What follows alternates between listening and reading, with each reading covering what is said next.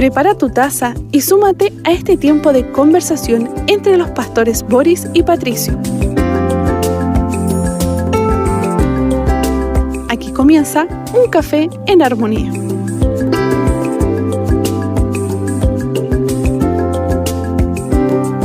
Les saludamos en la paz del Señor. Qué bendición estar juntos a esta hora aquí en Armonía para compartir palabra del Señor en este Café en Armonía. No lo hacemos solo, lo hacemos junto a usted y también junto al pastor Patricio Curinao. Dios te bendiga, pastor. Una bendición en esta hora nuevamente compartir contigo y también con la amada audiencia de Armonía en este café justamente. Un café en armonía, aquí lo tengo listo, descafeinado en este caso, sí, para que no me haga tan mal. Y agradecidos nuevamente de estar juntos.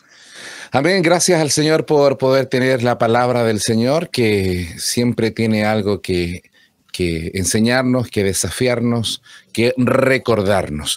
Hoy día nos corresponde el Salmo 68, versos 7 al 19. Si puedes darle lectura a Pastor Patricio, por favor, Salmo 68 para nuestros hermanos que están ahí atentos. Salmo 68 del 7 al 19. Dice así: Oh Dios, cuando saliste al frente de tu pueblo, cuando marchaste por el desierto, tembló la tierra. También se derramaron los cielos ante la presencia de Dios. El Sinaí mismo tembló delante de Dios, el Dios de Israel. Tú esparciste lluvia abundante, oh Dios. Tú fortaleciste tu heredad cuando estaba extenuada. Los de tu pueblo se establecieron en ella. En tu bondad, oh Dios, proveíste para el pobre. El Señor da la palabra. Las mujeres que anuncian las buenas nuevas son gran multitud. Los reyes de los ejércitos huyen, sí, huyen. Y la que se queda en casa repartirá el botín. Cuando ustedes se acuestan en los rediles, son como alas de paloma cubiertas de plata y sus plumas de oro resplandeciente. Cuando el Omnipotente dispersó allí a los reyes, nevaba en el monte Salmón. Monte de Dios es el monte de Basán. Monte de muchos picos es el monte de Basán. ¿Por qué miran con envidia, oh montes de muchos picos, al monte de Dios, al monte que Dios ha deseado para morada suya? Ciertamente el Señor habitará allí para siempre. Los carros de Dios son millares de millares. El Señor está entre ellos en santidad, como en el Sinaí. Tú has ascendido a lo alto, has llevado en cautividad a tus cautivos, has recibido dones entre los hombres y aún entre los rebeldes, para que el Señor Dios habite entre ellos. Amén. Una palabra del Señor que de seguro para los oyentes de aquel tiempo era muy claro. Han pasado siglos y esta palabra y traducida del hebreo al español no es una palabra tan fácil, no son versos tan sencillos de captar, de entender. Por eso amerita ahí ir masticándolos de a poco. Así que el Señor nos ayude para poder captar enseñanzas preciosas que aparecen, que nos recuerdan de la fidelidad del Señor. Y sobre todo, bueno, mencionar que algunos comentaristas dicen que este Salmo 68 se ocupaba o se recordaba en la liturgia cuando llegó el Arca del Pacto a Jerusalén, la procesión que se hacía y el recordatorio de las victorias y de las luchas que también el pueblo de Dios tuvo que sortear. Y ahí se nos habla de varias cosas, ¿no?, que son muy, muy interesantes, y por eso es bueno ir caminando de a poco en esta palabra del Señor. Así es, pastor. Es un salmo que está escrito para dar a conocer la travesía que ha tenido el pueblo de Israel con nuestro Dios, y Dios guiando al pueblo de victoria en victoria. Porque los pasajes que se ven acá nos hacen recordar la presencia que Dios ha tenido con su pueblo, como la tiene también con su iglesia, como la tiene con aquellos que han confesado a Cristo. Aquí se nos narra de parte del salmista lo que Dios ha ido haciendo hasta introducir al pueblo de Israel en la tierra prometida. Son cuadros escritos con una armonía, con tenemos que decirlo también, hay mucha poesía en la manera en que se escribe este salmo, que evoca pasajes importantes de las intervenciones divinas a favor del pueblo de Israel, incluso usando la misma geografía de montes, de lugares específicos, para dar a entender que Dios no solamente está obrando en el ser humano, sino en toda su creación, a favor justamente de ver a un Dios que se glorifica en un pueblo al cual Él ama. Un Dios que tiene la soberanía para poder hacer como Él quiere. Y partimos con el verso 7. Oh Dios, cuando tú saliste delante de tu pueblo, cuando estuviste por el desierto. Nos habla de la travesía, como tú mencionabas, cuando Israel sale de Egipto y comienzan su peregrinaje que humanamente no estaba tan lejos de poder llegar a la tierra prometida, sino que fue la rebeldía de una generación que hizo deambular durante 40 años para poder llegar a la tierra prometida. Ahora, este pasaje está hablando de cómo el Señor les acompañó en medio de ese peregrinaje.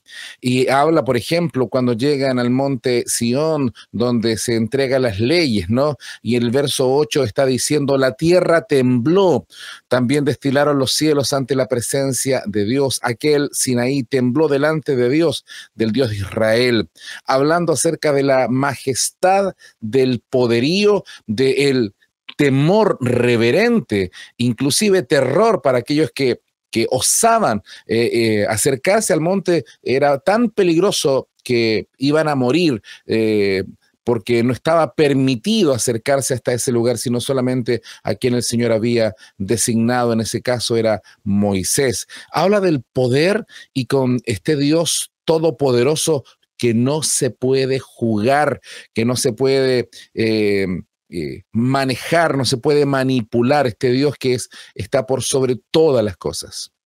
Es interesante las experiencias que nos narra el salmista acerca de cómo Dios se deja ver al pueblo, ¿eh? Bien dices tú, o sea, llegó el pueblo a tener terror de acercarse justamente a este monte por lo que estaba ocurriendo.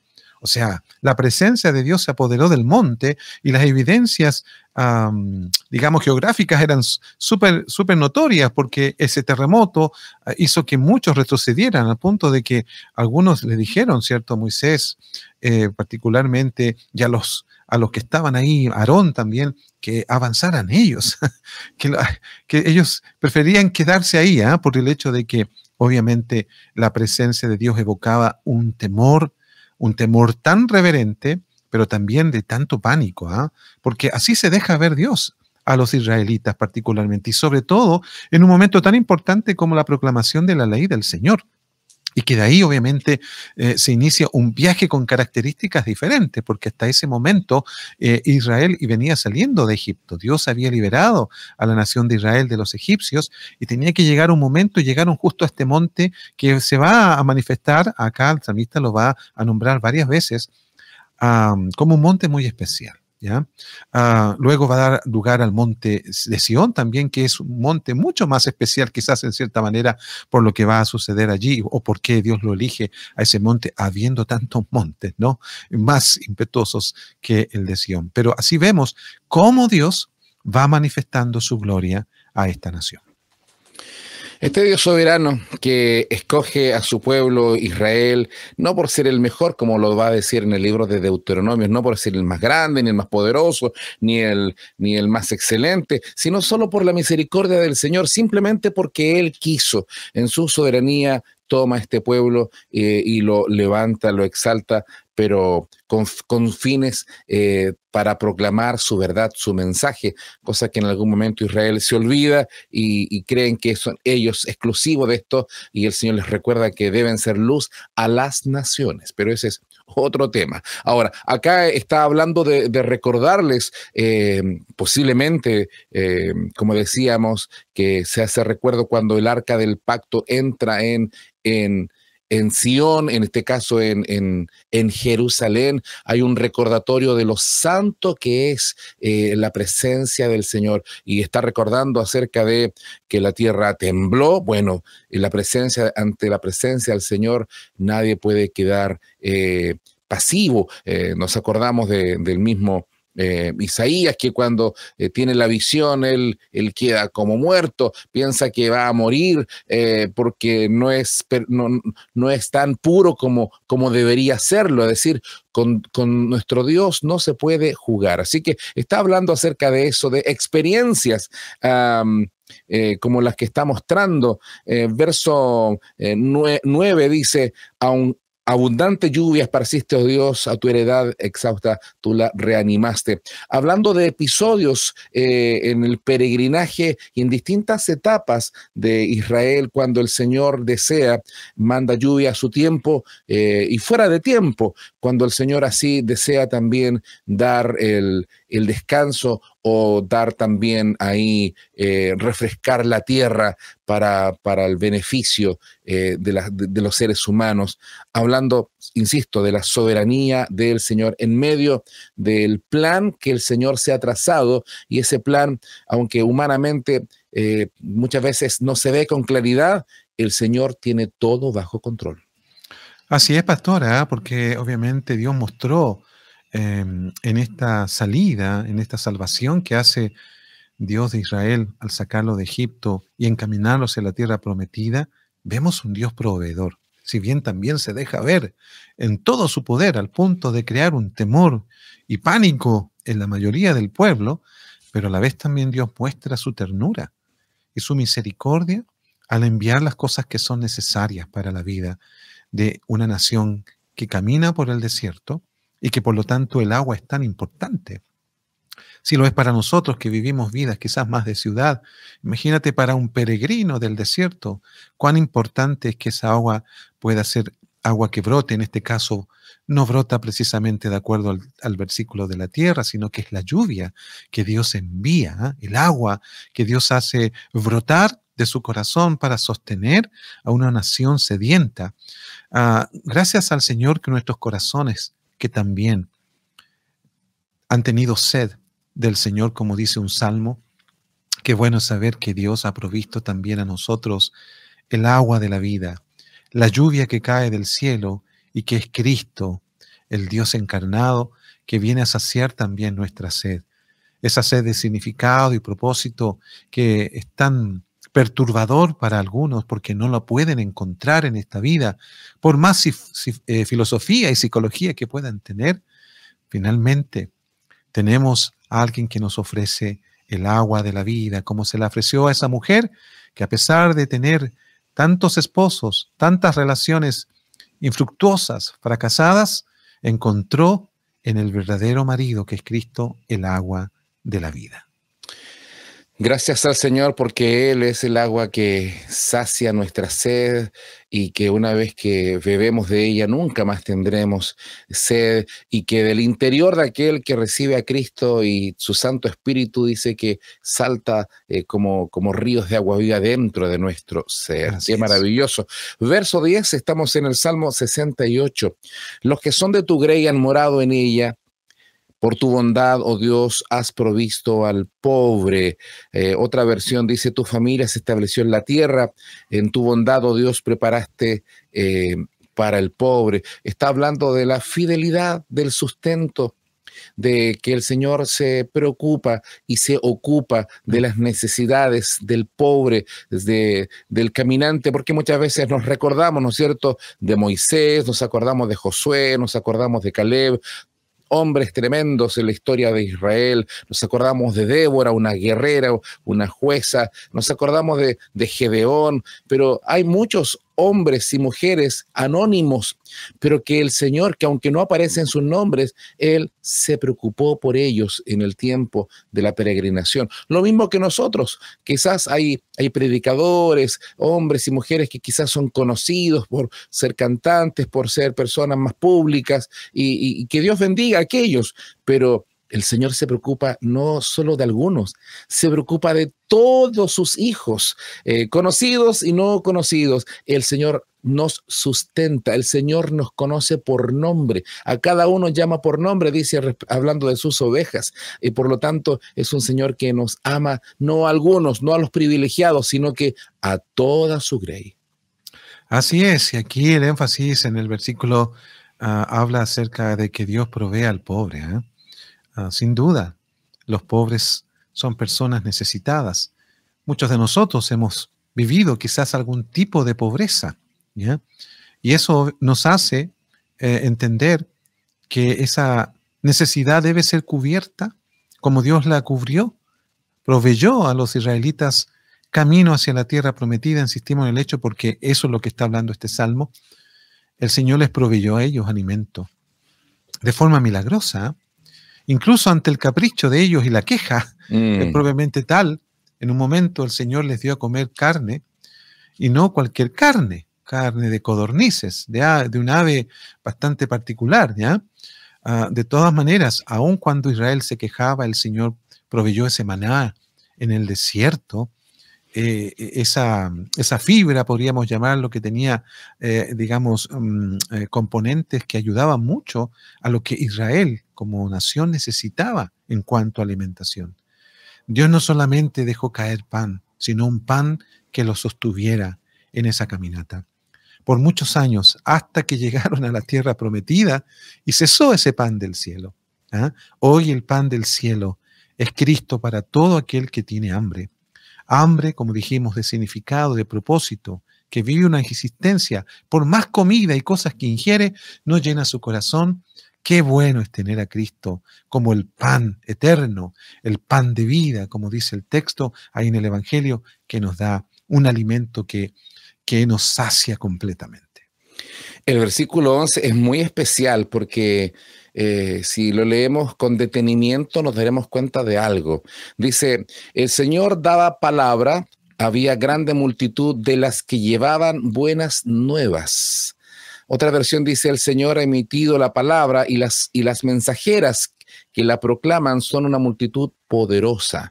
Y aquí ocupa el género femenino para hablar acerca de quienes proclaman esta buena nueva acerca de la victoria de Cristo.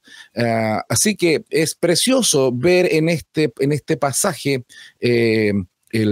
el sentido también no solamente exclusivo de los guerreros, de los hombres que han batallado, que van al frente, sino que habla de mujeres, habla en este pasaje acerca de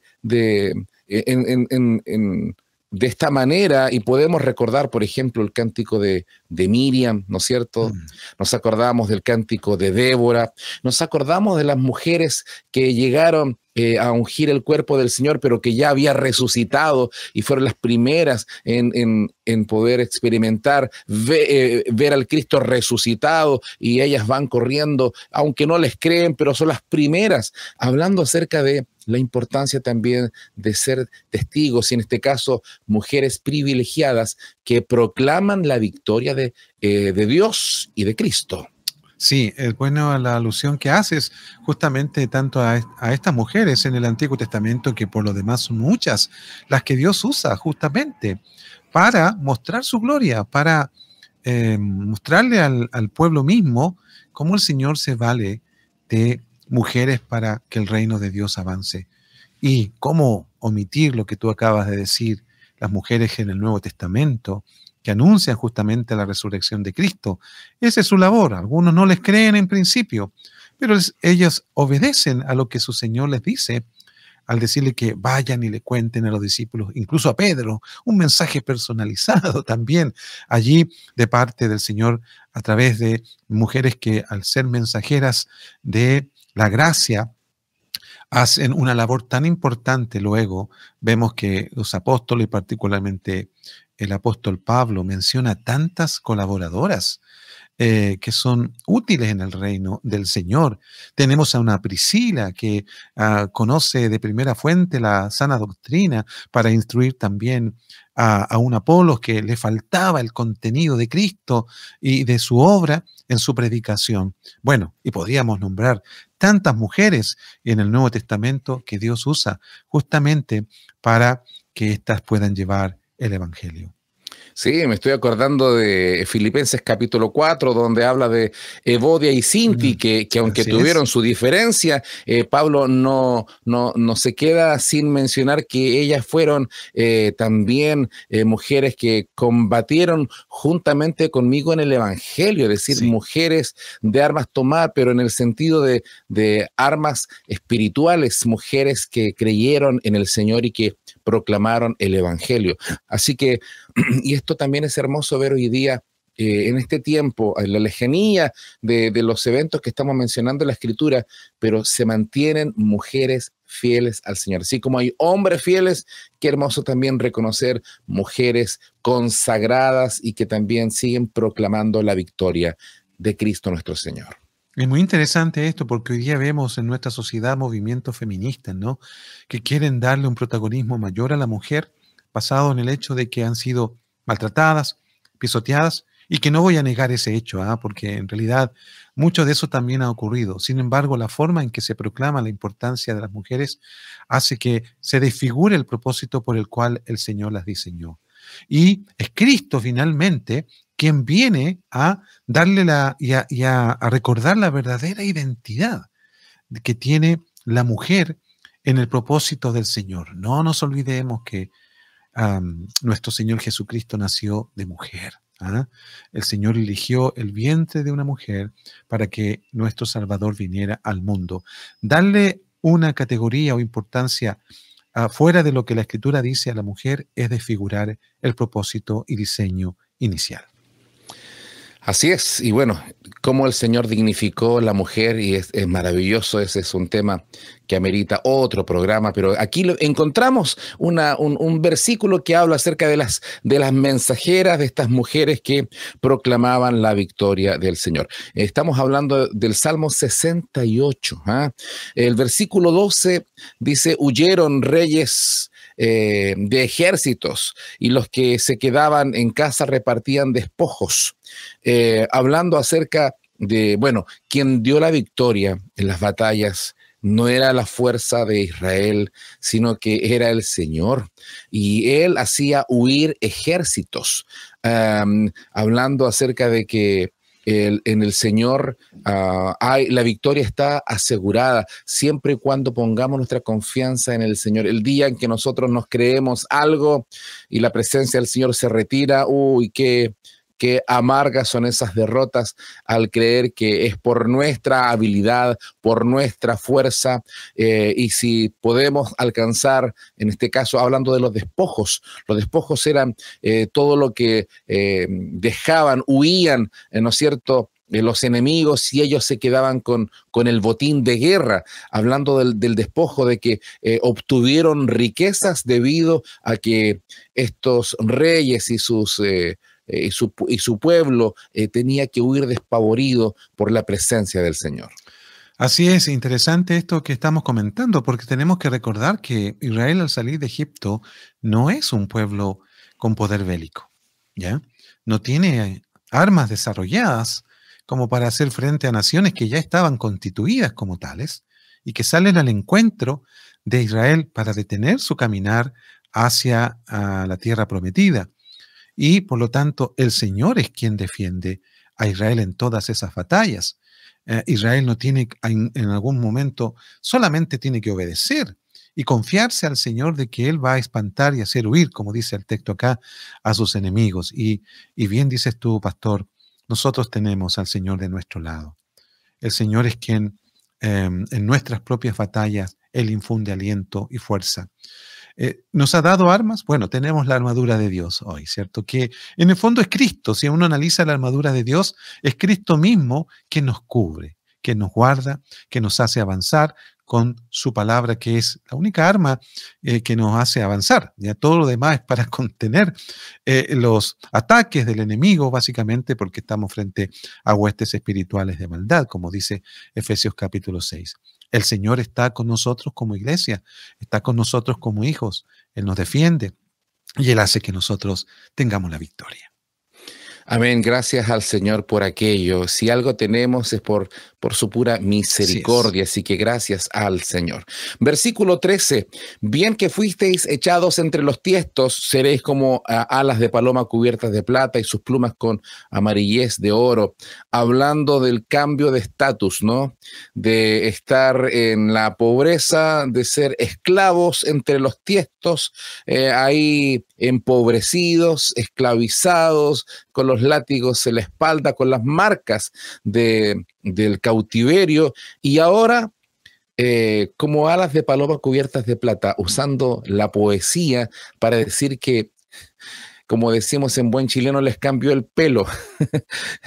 Ahora están enriquecidos. La primera riqueza no es el oro y la plata, aun cuando salen de Egipto le entregan efectivamente oro, llevaron un botín, porque lo único que querían que salieran debido, ¿no es cierto?, a los eventos de las plagas, así que le entregan mucha riqueza y que en algún momento la van mal utilizar en algún evento, ¿no es cierto?, de desconfianza del pueblo, siendo un becerro de oro, pero tenían oro. Y hablando acerca de que el Señor permite también la riqueza.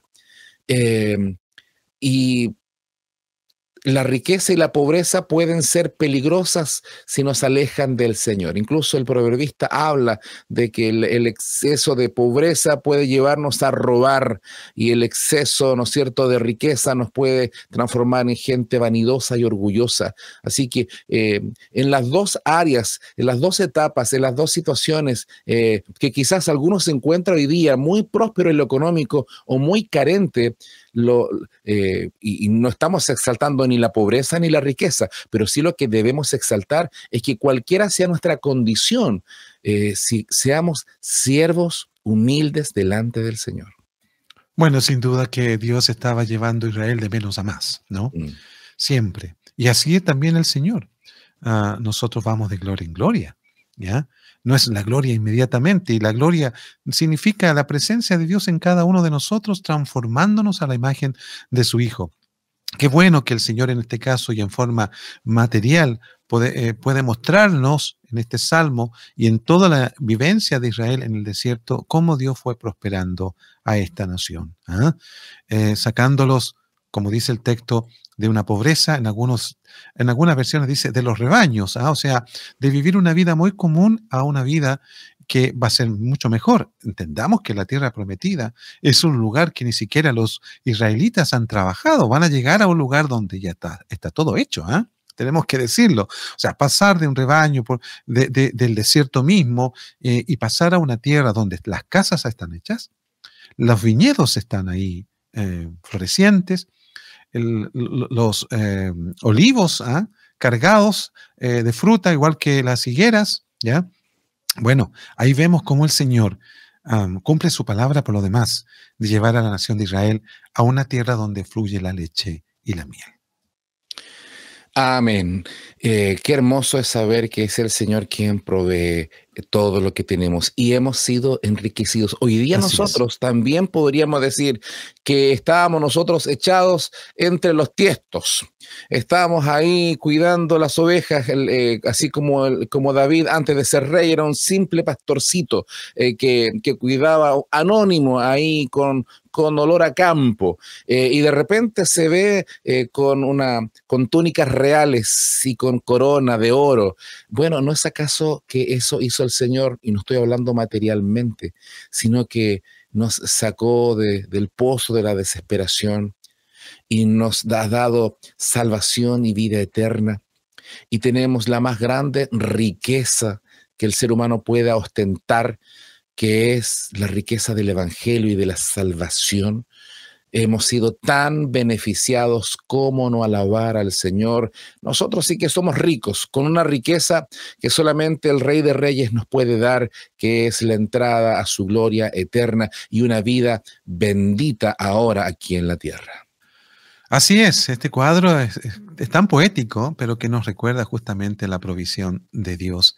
Y bien dices tú, no es que estemos nosotros pensando que ahora Dios tiene que prosperarnos materialmente para saber que estamos bendecidos por Él. No, sin duda que Dios provee cosas materiales a sus hijos, ¿ya? A partir del trabajo, del pan que está en nuestra mesa. Pero hemos sido enriquecidos mucho más que eso. Como dice Pablo a los Efesios, que hemos sido bendecidos con toda bendición espiritual en los lugares celestiales en Cristo. Nosotros, los creyentes, somos las personas en el ámbito de la prosperidad, y lo que encierra toda esa palabra, somos las personas más bendecidas en este mundo, porque no somos bendecidos en Cristo a la mitad o casi lleno, no, dice con toda bendición espiritual, y esas son las que hacen que nuestra vida tenga gozo y bienestar.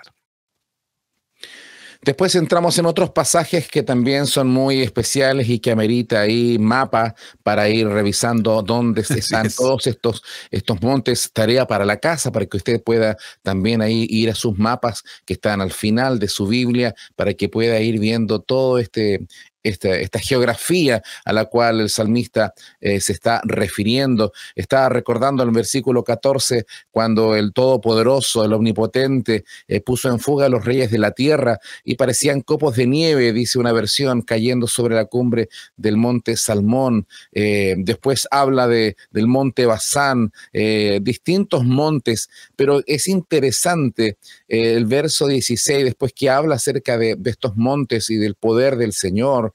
Verso 16, ¿por qué observáis, oh montes altos, al monte que deseó Dios para su morada?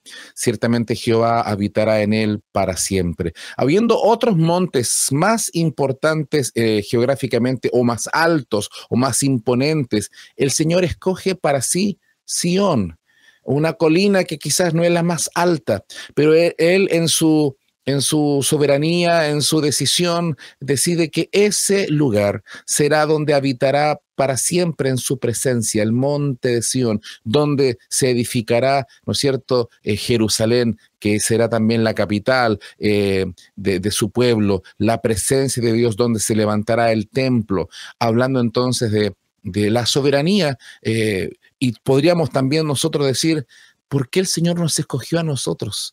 ¿Qué de excelencia nos vio a nosotros? Cuando nos ponemos en comparación, depende con quién nos comparemos, vamos a salir ganando o perdiendo, pero seamos sinceros, ¿habrá personas mejores que nosotros? La respuesta es fácil, sí, hay personas mucho mejores que nosotros.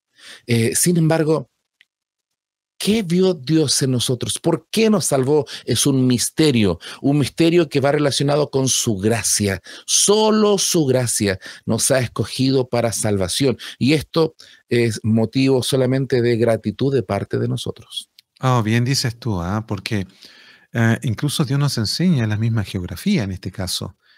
Porque ¿hay alguna diferencia entre un monte o montes y una colina? Por supuesto que sí. ¿Ya?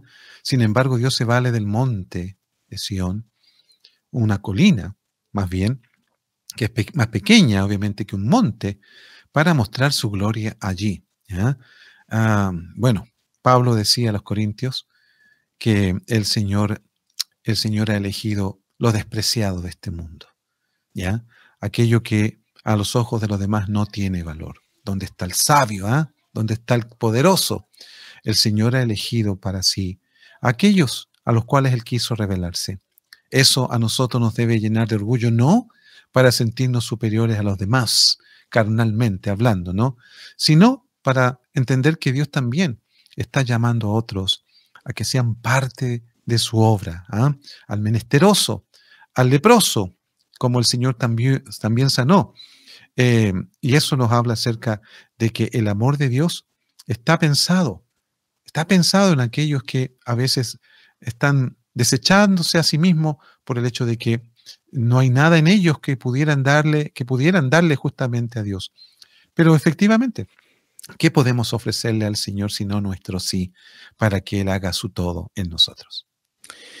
Gloria a Dios por eso. Gracias al Señor por su salvación inmerecida para nosotros. Verso 17, en un verso hace el recorrido completo, desde el monte Sinaí hasta el monte Sión. Dice, los carros de Dios se cuentan por veintenas de millares. El Señor viene del Sinaí a su santuario. Hace el recorrido completo desde cuando salen de Egipto y es entregada la ley, y hacen todo el recorrido hasta llegar a al mismo monte de Sión, hablando justamente en este salmo, que posiblemente era un salmo que se leía cuando entraba el arca del pacto en el templo. Estas ceremonias, estas liturgias que eran tan gloriosas, tan importantes, porque el arca del pacto representaba la misma presencia del Señor. Así es, qué interesante que aquí se nombre a los ejércitos de Dios, que son suficientes para combatir a favor de Israel. Porque Israel, ya dijimos, no precisamente es un ejército, ¿ah? No tiene una mentalidad bélica como para enfrentarse al enemigo. ¿Pero para qué si tienen al Dios de los ejércitos? ¿Ah? Que está mostrando su poder acá, en referencia a la ley también que fue dada en el Sinaí. Y de ahí en adelante es el ejército del Señor, o los ejércitos, como dice el texto en plural, que va acompañando a Israel en su travesía hacia donde el Señor quiere hacerles llegar. ¿Ah?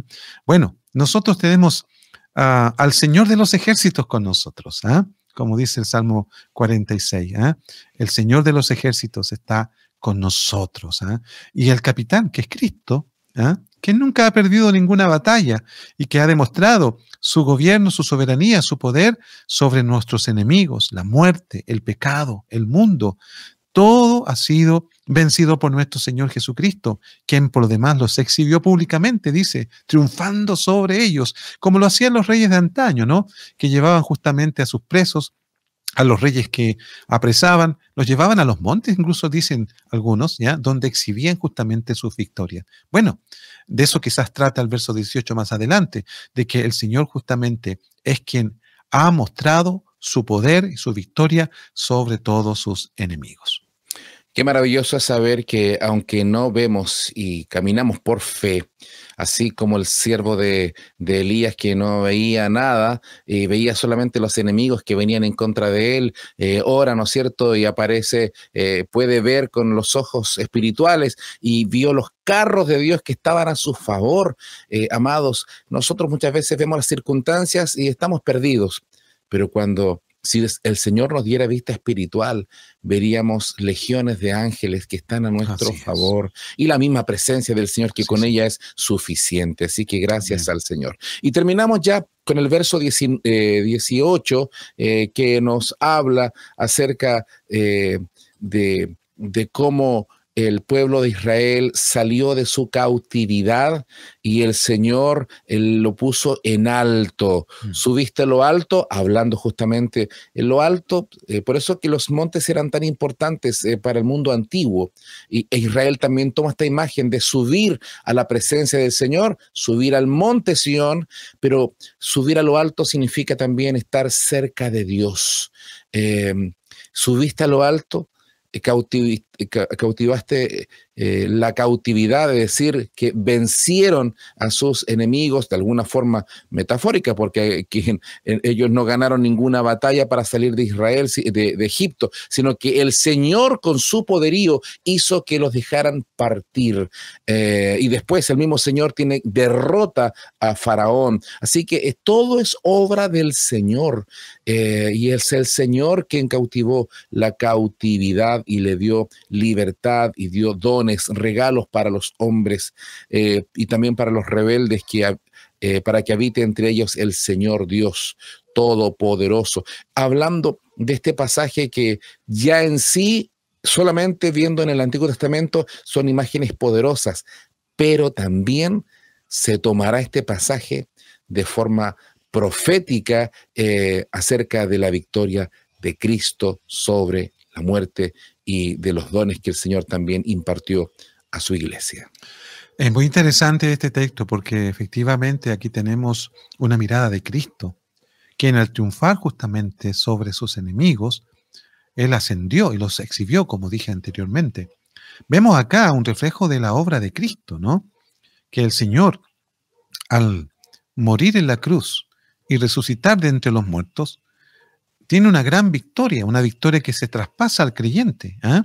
Y además deja cautivo a todos aquellos enemigos que ya no tienen poder sobre nuestra vida, ¿no? Como la muerte, como el pecado, como el mundo, ya no tienen efecto para alejarnos del Señor, a menos que un creyente quiera vivir esa situación.